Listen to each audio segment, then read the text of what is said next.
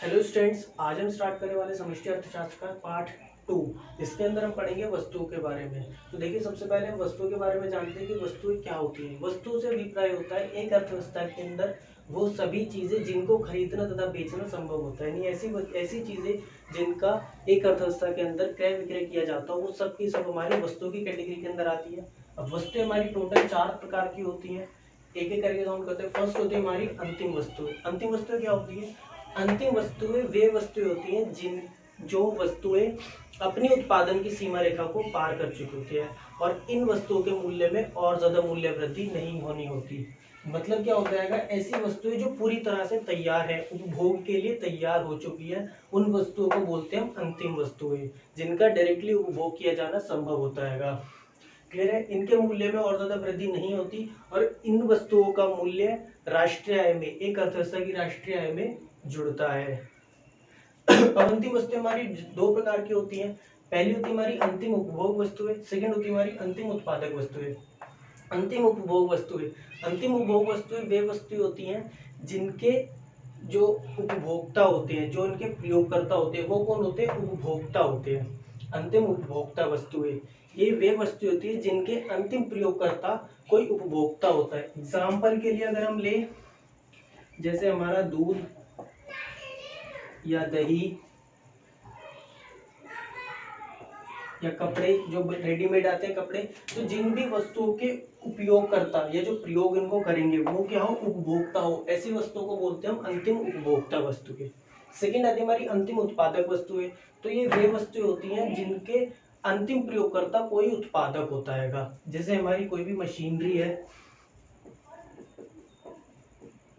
कोई भी हमारी मशीन है, तो वो कैसी होगी? हमारी अंतिम उत्पादक वस्तु, क्योंकि मशीन का इस्तेमाल कोई ना कोई उत्पादक करता है। और एग्जांपल के लिए अगर आप इसको देखो, तो जैसे हमारा ट्रैक्टर है,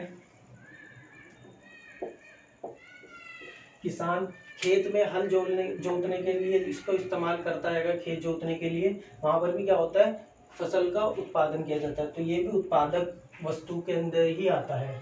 नेक्स्ट होती है हमारी मध्यवर्ती वस्तुएं। अब ये मध्यवर्ती वस्तुएं क्या होती हैं? तो मध्यवर्ती वस्तुएं वे वस्तुएं होती हैं जो अभी अपने उत्पादन की सीमा रेखा को पार नहीं कर गई होती। ऐसी वस्तुएं जो अपनी उत्पादन सीमा रेखा के अंदर होती हैं, उन वस्तुओं को मध्यवर्ती वस्तुएं कहते हैं। इन वस्तुओं के मूल्य में अभी मूल्य वृद्धि की जानी बाकी होती है, इनका मूल्य भी और बढ़ना होता है और इनकी कीमत को या इन वस्तुओं के मूल्य को राष्ट्रीय आय में नहीं जोड़ा जाता। क्लियर है? अब प्रॉब्लम ये आती है कि किस वस्तु को अंतिम वस्तु बोला जाए और किस वस्तु को मध्यवर्ती वस्तु बोला जाए। देखिए, इन दोनों के अंदर जो चेंज होता है, यानी कौन सी वस्तु अंतिम वस्तु कहलाएगी और कौन सी वस्तु मध्यवर्ती वस्तु कहलाएगी, वो किसी वस्तु की प्रकृति, उसके नेचर पर डिपेंड नहीं करता। वो डिपेंड करता है उसके प्रयोग पर, यानी उसको उपयोग करने वाले जो भी उसके प्रयोग करता है वो किस कैटेगरी के अंदर आते हैं। एग्जाम्पल से समझते हैं। जैसे हमारे पास में क्या है? चीनी है। हम चीनी का एग्जाम्पल लेते हैं। अब यही चीनी देखिए, अगर कोई पर्सन अपने घर में इस्तेमाल करने के लिए ला रहा है, कोई उपभोक्ता ला रहा है, तो वो आती है हमारी अंतिम वस्तु की कैटेगरी में। बट अगर यही वस्तु चीनी को ही कोई भी कारखाने वाला किसी कारखाने में लाई जाती किसी और वस्तु का निर्माण करने के, फॉर एग्जांपल बिस्किट बनाने वाली कंपनी है, वो चीनी को लेकर के आ रही है कारखाने में, तो उसके लिए जो चीनी होगी वो किस कैटेगरी में आएगी? मध्यवर्ती वस्तु में आएगी, क्योंकि उससे और अभी उत्पादन करना है, उनको बिस्किट बनाने हैं। तो मध्यवर्ती वस्तुएं या अंतिम वस्तुएं डिपेंड करती हैं उनके प्रयोग पर कि उनका प्रयोग किस जगह पर किया जाना है। तो मध्यवर्ती वस्तुएं वे वस्तुएं होती हैं जिनका प्रयोग अभी किसी दूसरे वस्तु के उत्पादन में किया जाना होता है, जो अभी अपनी उत्पादन की सीमा रेखा के अंदर हो और उनकी राष्ट्रीय आय में भी इनके मूल्य को काउंट नहीं करा जाता। नेक्स्ट वन होती है हमारी उपभोक्ता वस्तुएं। उपभोक्ता वस्तुएं क्या होती हैं? उपभोक्ता वस्तुएं वे वस्तुएं होती हैं जो उपभोक्ता यूज करते हो, जो उपभोक्ता इस्तेमाल करते हो, मतलब जिनके प्रयोगकर्ता कोई ना कोई उपभोक्ता होता है। तो ऐसी वस्तुओं को बोलते हैं उपभोक्ता वस्तुएं। अब उपभोक्ता वस्तु हमारी अलग अलग कैटेगरीज में आती है। फर्स्ट है हमारी टिकाऊ उपभोग वस्तुएं। टिकाऊ उपभोग वस्तुएं कैसी होती हैं? ये वे वस्तुएं होती हैं जो काफी लंबे समय तक चलती हैं, मतलब लगभग 5 साल, 10 साल, 15 साल, इस तरह से जो वस्तुएं चलती हैं, इन वस्तुओं को हम टिकाऊ उपभोग वस्तुएं बोलते हैं। एग्जाम्पल की बात करें अगर, जैसे फ्रिज है। फ्रिज हमारा एक बार लाते हैं 10-12 साल तक चलता है, तो हमारी टिकाऊ उपभोक्ता वस्तु में आती है। या फिर अगर हम और बात करें तो टीवी,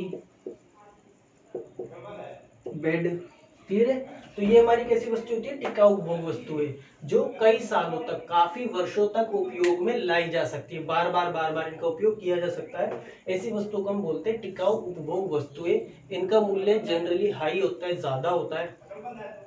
सेकंड होती है हमारी अर्ध टिकाऊ वस्तुएं।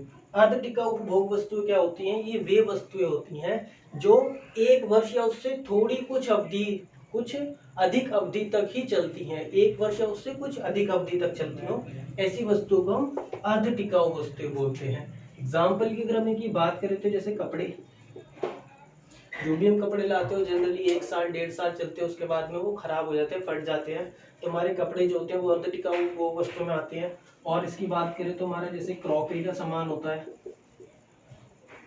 तो क्रॉकरी का सामान भी जनरली टूट जाता है ज़्यादा जल्दी से।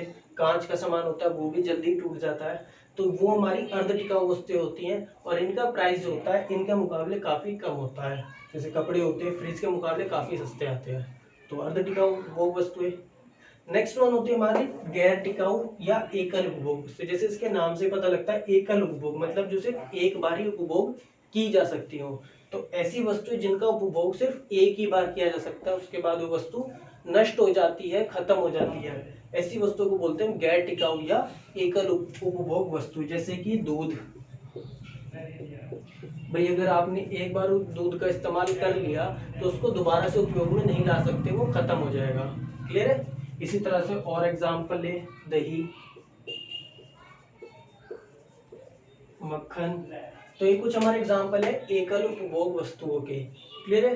लास्ट वन आता है हमारी सेवाएं। लास्ट वन क्या होती है हमारी?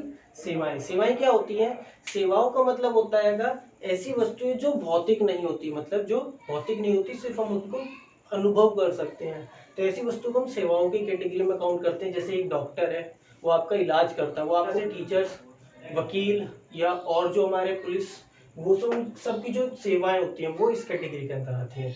क्लियर है। इसके बाद जो बचती है वो बचती है हमारी लास्ट में पूंजीगत वस्तुएं। क्या बचती है हमारी? पूंजीगत वस्तुएं।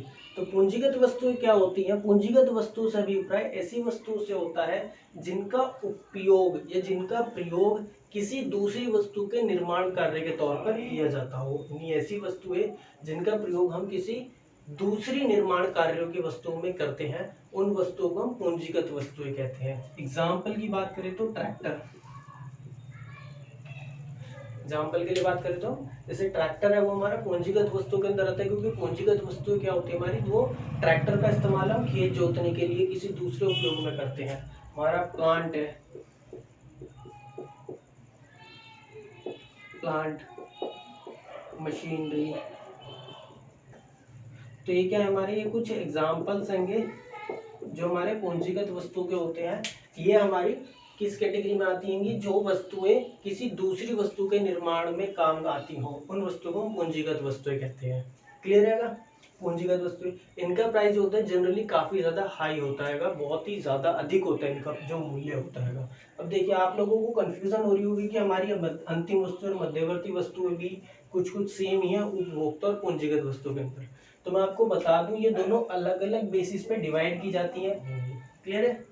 तो आगे चलते हैं। इसके बाद जो हम बात करेंगे वो करेंगे हम व्यय की, एक्सपेंसेस की। ठीक है। व्यय, खर्चा। अब देखिए व्यय क्या होता है, उसका दूसरा नाम क्या होता है हमारा? खर्चा। खर्चा तो आप सबको पता ही होगा क्या होता है खर्चा। तो व्यय से मतलब क्या होता है भाई? कोई भी खर्चा है, कोई भी हम एक्सपेंसेस जो करते हैं जिससे हमें अपनी आवश्यकताओं को संतुष्ट करने में मदद मिलती हो, उसी को क्या बोलते हैं? हम खर्चा बोलते हैं। और खर्चा भी हमारा 2 ही तरह का होता है। एक होता है हमारा उपभोग व्यय। क्या होता है उपभोग व्यय। और एक होता है हमारा निवेश व्यय। क्या होता है? उपभोग व्यय और निवेश व्यय, दोनों को अलग अलग समझते हैं। फर्स्ट आता है हमारा उपभोग व्यय। उपभोग व्यय क्या होता है? उपभोग व्यय से अभिप्राय उस खर्चे से या उस व्यय से होता है जो एक उपभोक्ता के द्वारा किया जाता है, जो एक उपभोक्ता के द्वारा किया जाता है अपनी आवश्यकताओं की संतुष्टि के लिए। क्या होता है? उपभोग व्यय वह व्यय होता है जो एक उपभोक्ता के द्वारा अपनी आवश्यकताओं की संतुष्टि के लिए किया जाता है। दूसरी तरफ निवेश व्यय क्या होता है? निवेश व्यय होता है वह व्यय जो एक उत्पादक करता है अपने प्रॉफिट को या अपने आय को बढ़ाने के लिए, अपनी आय को बढ़ाने के लिए जो भी खर्चा करता है उसे बोलते हैं निवेश व्यय। एक एग्जांपल से समझते हैं। आपके पास में मान लीजिए आप बाजार गए, बाजार से आप कोई सामान खरीदने के लिए लाते हैं। आप चीनी लाए घर में इस्तेमाल करने के लिए, अपने घर में उपयोग करने के लिए, तो वो किस तरह का खर्चा होगा? उपभोग व्यय आएगा। वो कैसा खर्चा आएगा? उपभोग व्यय, क्योंकि आप अपनी आवश्यकताओं की संतुष्टि के लिए कर रहे हैं। बट अगर यही चीनी आपकी घर में दुकान है परचून की और आप उस पर बेचने के लिए चीनी का कट्टा ला रहे हैं, चीनी खरीद करके ला रहे हैं, तो वो कैसा खर्चा होगा? हमारा निवेश व्यय होगा। क्यों होगा? क्योंकि वहां पर आपका आपका मकसद क्या आएगा?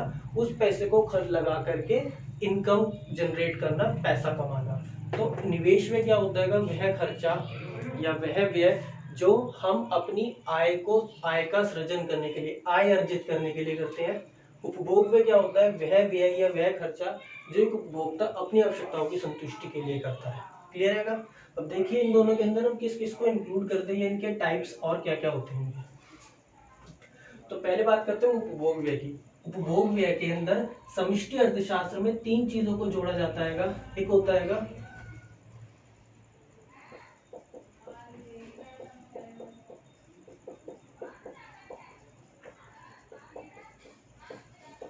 परिवारों द्वारा किया गया है, मतलब कि अर्थव्यवस्था के अंदर जितने प्राइवेट सेक्टर के जो लोग आते हैं, जो परिवार आते हैं एक अर्थव्यवस्था के अंदर, उन सबके द्वारा एक लेखा वर्ष के अंदर किया गया व्यय उपभोग व्यय के अंदर काउंट किया जाता है।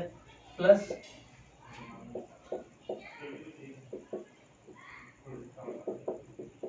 सरकार द्वारा किया गया व्यय, सरकार जो उपभोग व्यय करती है, जो भी सरकार अर्थव्यवस्था के अंदर उपभोग व्यय करती है एक लेखा वर्ष के अंदर, उसको भी उपभोग व्यय के अंदर इंक्लूड करा जाता है, काउंट करा जाता है। एंड थर्ड होता है हमारा जो भी हमारे निजी संस्थान होते हैं। निजी संस्थान मतलब जो हमारी प्राइवेट सेक्टर की जो कंपनीज होती हैं, वो कंपनीज। एग्जाम्पल के लिए अगर हम बात करें, जैसे हमारे एनजीओ होते हैं, स्कूल होते हैं, टेम्पल्स होते हैं, और भी कोई हमारी जो कंपनी, जो भी हमारे सेक्टर आते हैं प्राइवेट सेक्टर के अंदर, इन सब का जो व्यय होता है का उपभोग व्यय, इन सबको इंक्लूड कर करके उपभोग व्यय बनता है अर्थव्यवस्था के अंदर। तो समष्टि अर्थशास्त्र के अंदर अगर हमें उपभोग व्यय निकालना हो तो कैसे निकाला जाता है? परिवारों द्वारा व्यय प्लस सरकार द्वारा किया गया व्यय प्लस निजी संस्थानों का उपभोग व्यय। एक चीज मैं आपको बता दूं, जो भी फॉर्मूले हम यहाँ पर लिखते हैं, इन चीजों को बहुत ही अच्छे से ध्यान रखना, क्योंकि आगे जाकर के जो हम नेशनल इनकम काउंट करेंगे, राष्ट्रीय निकालते हैं, तो वहां पर आकर के इन छोटी छोटी चीजों की बहुत ज्यादा जरूरत पड़ने वाली है हमें। तो निवेश व्यय क्या होता है, सॉरी उपभोग व्यय कैसे निकाला जाता है? परिवारों द्वारा किया गया व्यय प्लस सरकार द्वारा किया व्यय प्लस निजी संस्थानों का उपभोग व्यय। उसके बाद बात करते हैं हम निवेश की। तो देखिए सबसे पहले तो निवेश का मतलब समझ लेते हैं। निवेश आपने डेफिनेशन समझ ली कि निवेश होता क्या आएगा। निवेश की अगर हम टाइप्स की बात करें तो निवेश हमारा 2 टाइप का होता है। एक होता है हमारा स्थायी निवेश,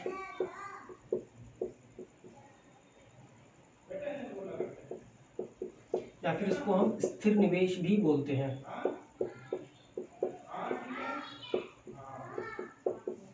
ठीक है। और सेकंड जो होता है हमारा, वो होता है हमारा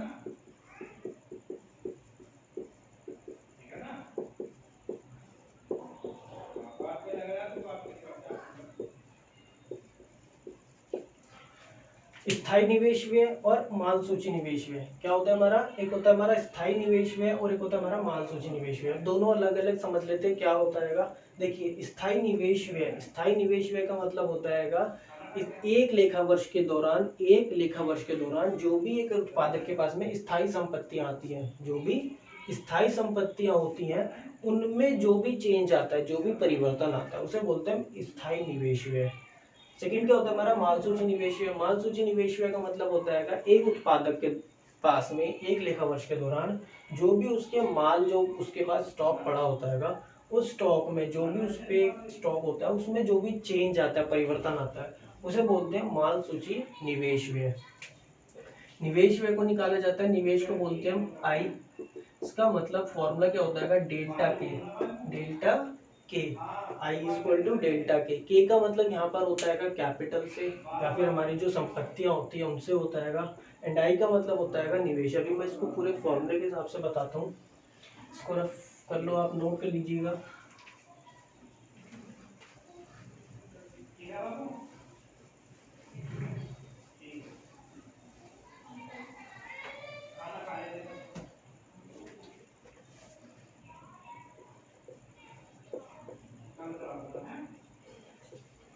निवेश व्यय फॉर्मूला क्या होता है, आई इक्वल टू डेल्टा के। यहाँ पर आई का मतलब होता है निवेश से,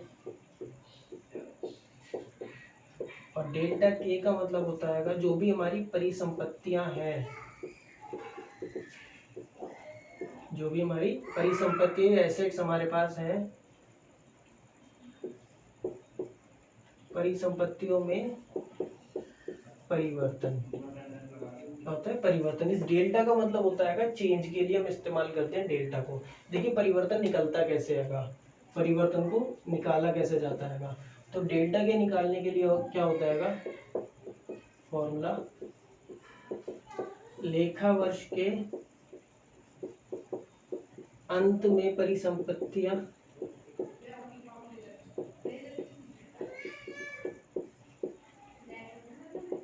माइनस लेखा वर्ष के आरंभ में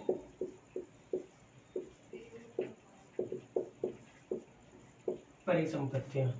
ठीक है, क्या फॉर्मूला होता है, डेल्टा के इक्वल टू लेखा वर्ष के अंत में परिसंपत्तियां, मतलब वर्ष के एंड में, अंत में आपके पास में कितनी एसेट्स थी, माइनस उस जब वो वर्ष स्टार्ट हुआ था तो उसके स्टार्टिंग में आपके पास में कितनी एसेट्स थी। एग्जांपल से समझते हैं, मान लीजिए माना 1 जनवरी 2019 को आपके पास में जो एसेट्स थी 100 करोड़ की थी आपके पास में एसेट्स। क्लियर है, 31 दिसंबर 2019, 31 दिसंबर 2019 को आपकी जो एसेट्स थी वो 110 करोड़ की थी। तो आपका निवेश में कितना होगा, डेल्टा के वर्ष के अंत में जो परिसंपत्तियां थी माइनस वर्ष के स्टार्टिंग में, यानी कि एक लेखा वर्ष में आपने कितने का निवेश कराएगा, निवेश में कितने का कराएगा, 10 करोड़ का। क्लियर रहेगा, तो ये था हमारा निवेश के बारे में। अब इसके टाइप्स को हम अलग अलग समझते हैं।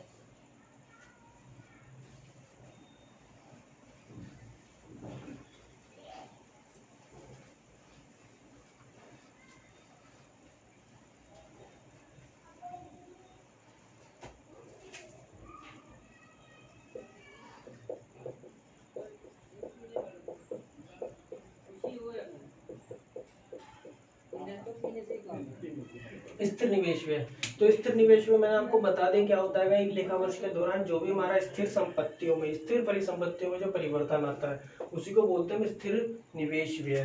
फॉर्मूला इसके लिए सेम होता है वही वाला, बस परिसंपत्तियों की जगह हम क्या लिख लेंगे, स्थिर परिसंपत्तियां। जैसे लेखा वर्ष के अंत में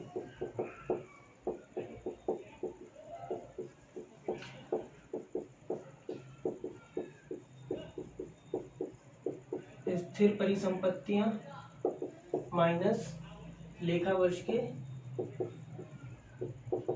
आरंभ में स्थिर परिसंपत्ति। इस डैश का मतलब है ऊपर वाला ही कॉपी किया, लेखा वर्ष के अंत में स्थिर परिसंपत्तियां माइनस लेखा वर्ष के आरंभ में स्थिर परिसंपत्तियां।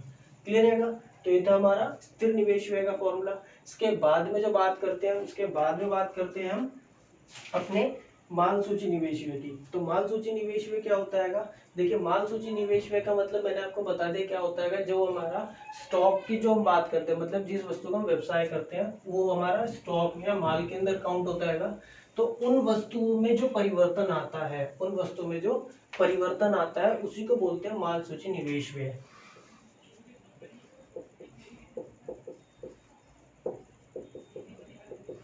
माल सूची निवेश है। देखिए इसके अंदर हम किस किस वस्तु को काउंट करते हैं। वर्ष के अंत में जो भी हमारे पास कच्चा माल बच गया है, रॉ मटेरियल, जिसका उपयोग अभी हमने उत्पादन में नहीं करा, वो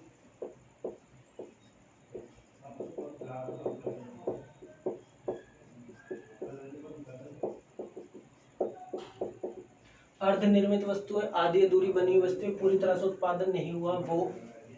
क्लियर है?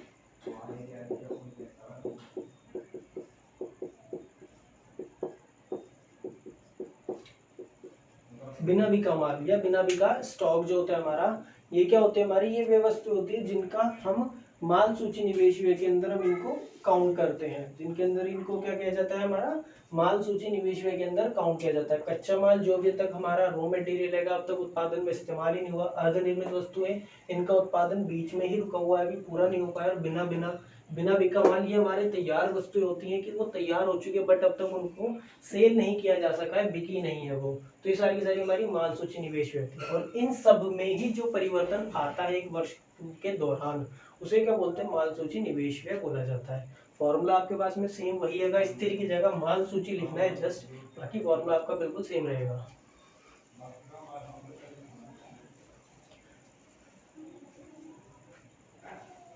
क्लियर रहेगा? तो इसके बाद हम जो बात करने वाले आएंगे वो करने वाले हम अपने शुद्ध निवेश व सकल निवेश की। ठीक है, इसकी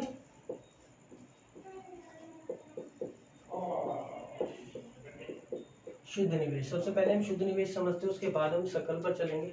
देखिए शुद्ध निवेश क्या होता है? शुद्ध निवेश का मतलब होता है एक उत्पादक, कोई भी उत्पादक यानी एक अर्थव्यवस्था के अंदर एक लेखा वर्ष में जो भी उत्पादक पूंजीगत वस्तु की खरीद पर जो खर्चा करता है, मतलब जो भी वो अपने पास में पूंजीगत वस्तुएं खरीद करके लाता है, उसे क्या बोलते हैं हम, निवेश व्यय, शुद्ध निवेश बोलते हैं। जो भी हमने निवेश व्यय में पढ़ा था, स्थिर निवेश व्यय में सेम वही डेफिनेशन होती है कि शुद्ध निवेश व्यय की भी एक लेखा वर्ष के दौरान एक उत्पादक अपनी पूंजीगत वस्तुओं में जो भी परिवर्तन करता है या उनकी खरीद पर जो व्यय करता है, उसे क्या बोलते हैं, शुद्ध निवेश व्यय या शुद्ध निवेश बोला जाता है। क्लियर है? इसके बाद में जो हमारा नेक्स्ट टॉपिक आता है वो है हमारा सकल का।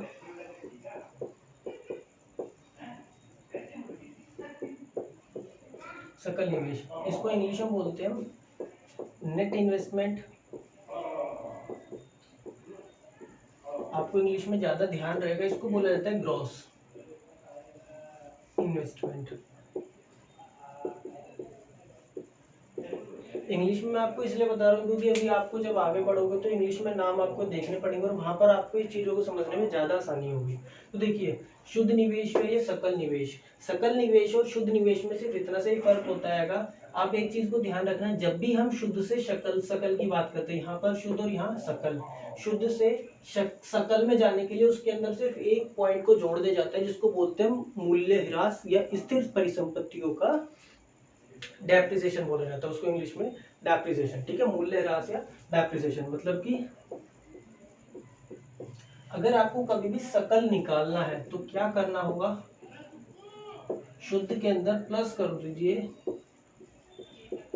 मूल्यह्रास को। इसी तरह से अगर अभी आपको शुद्ध निकालना है तो क्या करना है, सकल में से माइनस कर दीजिए इसे मूल्यह्रास को।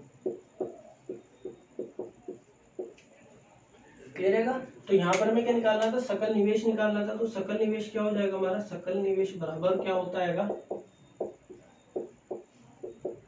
शुद्ध निवेश प्लस मूल्यह्रास। तो इसकी डेफिनेशन क्या बनेगी, सकल निवेश से अभिप्राय शुद्ध निवेश तथा मूल्यह्रास के योग से है। क्लियर है?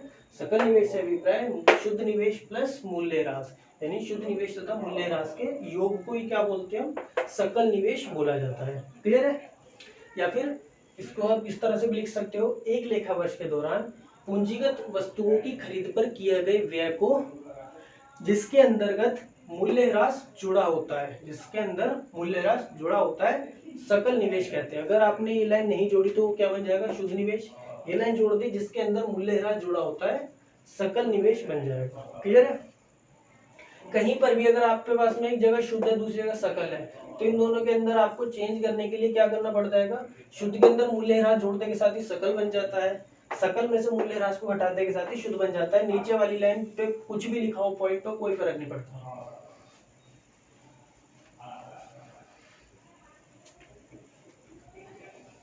देखिए आपने सुन तो लिया मूल्यह्रास, मूल्यह्रास। अब समझ लेते हैं मूल्यह्रास होता क्या है। मूल्यह्रास एक और नाम जानते हैं हम, वो क्या होता है हमारा, स्थिर पूंजी का उपभोग। ठीक है, स्थिर पूंजी का उपभोग। तो मूल्यह्रास से स्थिर पूंजी का उपभोग होता क्या है, मूल्यह्रास से अभिप्राय क्या होता है, मूल्यह्रास होता है एक लेखा वर्ष के दौरान या समय की अवधि, मतलब समय के गुजरने के साथ साथ जैसे जैसे समय गुजरता जाता है, हमारी जो भी स्थिर वस्तुएं होती हैं या जो हमारी स्थिर पूंजीगत वस्तुएं जो हमारे पास में होती हैं, उनके मूल्य में कमी आती जाती है, उनके मूल्य में कमी आती जाती है। इसी कमी को हम क्या बोलते हैं, मूल्यह्रास बोलते हैं। जनरली छोटी सी सिंपल सी लैंग्वेज में इसको ये बोला जाता है कि जो भी वस्तु हमारे पास में होती है, जो भी वस्तु हमारे पास में होती है, समय के साथ साथ जैसे जैसे वो पुरानी होती जाती है, उसके मूल्य में कमी आती जाती है, और इसी कमी को मूल्यह्रास कहा जाता है। जैसे आप एक मोबाइल फोन खरीद के लाए, आप एक मोबाइल फोन खरीद के लाए 15,000 रुपए का, कितने का लाए, 15,000 रुपए का आप खरीद करके लाए। कब, डेट देख लेते हैं, जैसे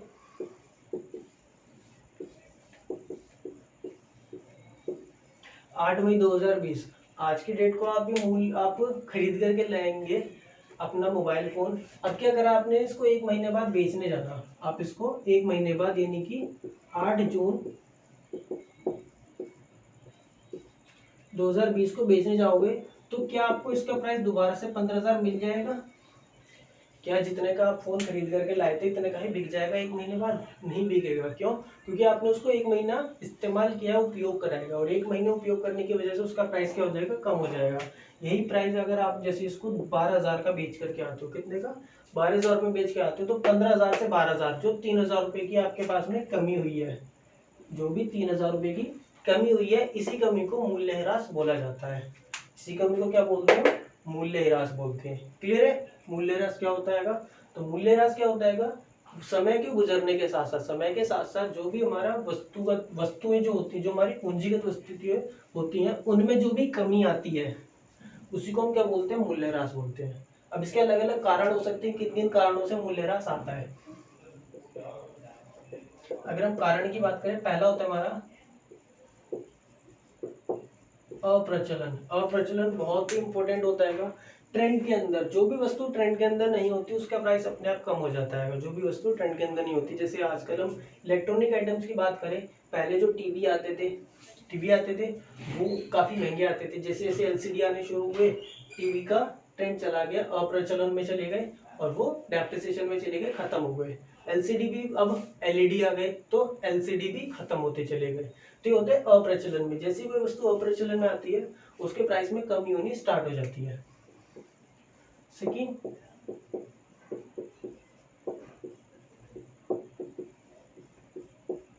सामान्य टूट फूट।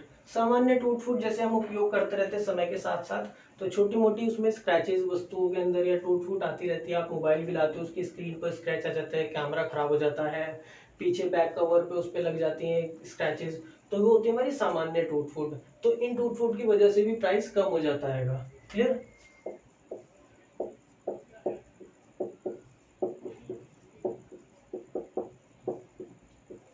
असामान्य हानि। असामान्य हानि क्या होती है, हमारा अबनॉर्मल लॉस, जो कभी कभी होता है। ये हमारा नॉर्मल लॉस होता है, सामान्य टूट फूट जो सबके साथ में होती है। अब नॉर्मल लॉस या असामान्य हानि वो किसी किसी के साथ में होती है। एग्जाम्पल समझते हैं, आपके पापा ने आपको एक मोटरसाइकिल दिलाई, आपके बर्थडे पर आपको बाइक गिफ्ट करी, आप उसको बड़े तैश में चलाते हुए जा रहे हो, अपने दोस्तों को दिखाते हुए, और जाके क्या करें, दीवार पे ठोक दी। दीवार में आपने ठोक दिया, उसके अंजर पंजर सारे ढीले हो गए, 2-4 नट बोल्ट इधर गिरे, कुछ सामान उसका उधर गिरा, और वो बाइक आधी होगी खराब टूट करके, तो वो क्या होता है हमारा असामान्य हानि। ये क्या होती है हमारी असामान्य हानि होती है, जो कभी कभी होती है, किसी के साथ में कोई एक्सीडेंट हो जाए, कोई दुर्घटना हो जाए। आपका अगर और एग्जांपल है, जैसे आपकी फैक्ट्री है, फैक्ट्री में कोई मशीन खराब हो गई जनरली चलते चलते, तो वो हमारी असामान्य हानि है। आग लग जाए, उसकी वजह से हमारे पूंजीगत वस्तु नुकसान हो जाती है, तो वो हमारी असामान्य हानि होती है। क्लियर है। फोर्थ,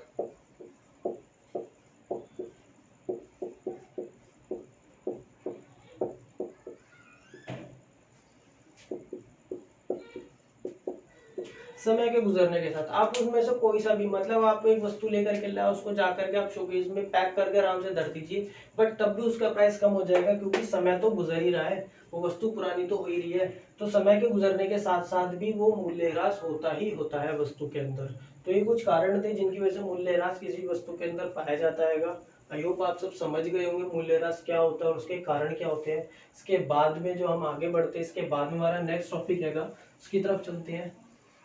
देखिए, अब हमें पढ़ना है मूल्यह्रास आरक्षित कोष। मूल्यह्रास आरक्षित कोष का मतलब क्या होता है, जो भी हमारा मूल्यह्रास होता है, मतलब जो भी हमारी वस्तुओं के कीमत में जो कमी आती है, उस कमी को पूरा करने के लिए, या जब भी वो कमी आएगी, हम भाई हमें पता तो होता है ये कमी आएगी, तो उस कमी को पूरा करने के लिए हम क्या करते हैं, अपने पास में पैसे को इकट्ठा करके रखने शुरू कर देते हैं। एक अलग से कोष, गुल्लक बना करके रखते हैं। उसी कोष को, उसी रिजर्व को क्या बोला जाता है, मूल्यह्रास आरक्षित कोष। क्या बोलते हैं, मूल्यह्रास आरक्षित कोष। कि जब भी कोई भी हमारे इसके मूल्य में कमी आएगी, कोई दुर्घटना होगी, तो वहां से हम इस पैसे को निकाल करके उपयोग में ले लेंगे।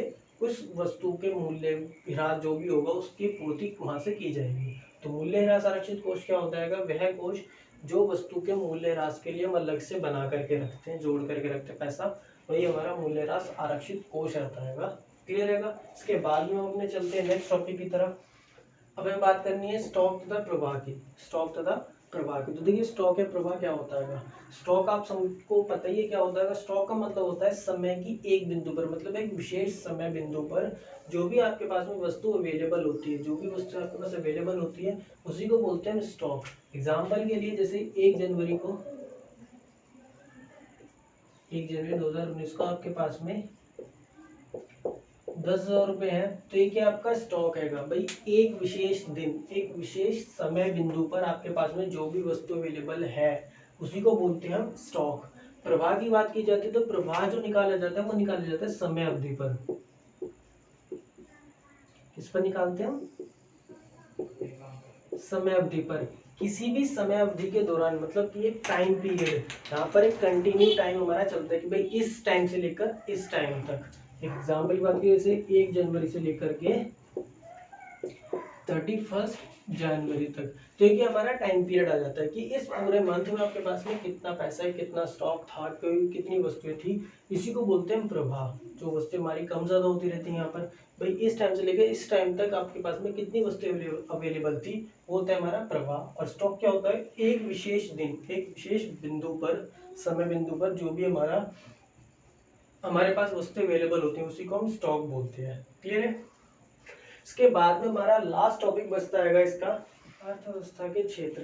ठीक है, अर्थव्यवस्था के क्षेत्र। तो समष्टि अर्थशास्त्र के अंदर अर्थव्यवस्था के कुल 4 क्षेत्र होते हैं। कितने होते हैं, टोटल 4 क्षेत्र होते हैं। हम एक एक करके उनके बारे में बात करेंगे। फर्स्ट जो होता है वो होता है हमारा परिवार क्षेत्र। क्या होता है हमारा परिवार क्षेत्र। ये क्या होता है हमारा परिवार क्षेत्र। इसके अंदर हम उन व्यक्तियों को इंक्लूड करते हैं जो वस्तु तथा सेवाओं के उपभोक्ता होते हैं। मतलब जो भी वस्तु तथा सेवाओं का उपभोग करते हैं अपनी आवश्यकताओं की संतुष्टि के लिए, उन सबको परिवार क्षेत्र या उपभोक्ता क्षेत्र के अंदर काउंट करा जाता है। परिवार क्षेत्र या उपभोक्ता क्षेत्र, दोनों में से आप कुछ भी बोल सकते हो। परिवार क्षेत्र बोले, उपभोक्ता क्षेत्र बोले, मतलब जो वस्तु तथा सेवाओं का उपभोग करते हैं उनको क्या बोला जाता है, परिवार क्षेत्र बोला जाता है। इसके बाद में जो हमारे नेक्स्ट होते होंगे वो है हमारा उत्पादक क्षेत्र। क्या हमारा उत्पादक क्षेत्र। उत्पादक क्षेत्र के अंदर हम वस्तु तथा सेवाओं के उत्पादन, जो भी वस्तु तथा सेवाओं का उत्पादन करते हैं उन व्यक्तियों को शामिल करा जाता है। जो भी वस्तु तथा सेवाओं का उत्पादन करते हैं उन्हें क्या बोलते हैं, उत्पादक क्षेत्र के अंदर काउंट करते हैं।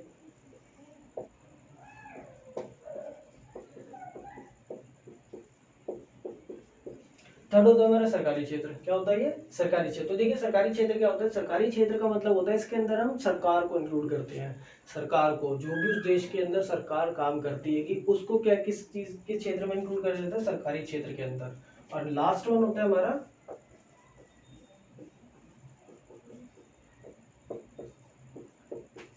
विदेशी क्षेत्र। विदेशी क्षेत्र, इसके अंदर हम शेष विश्व को, मतलब एक अर्थव्यवस्था के बाहर का जो एरिया होता है, जो भी एक देश के बाहर जो दूसरे देश होते हैं, शेष विश्व को इंक्लूड करा जाता है विदेशी क्षेत्र के अंदर। क्लियर है?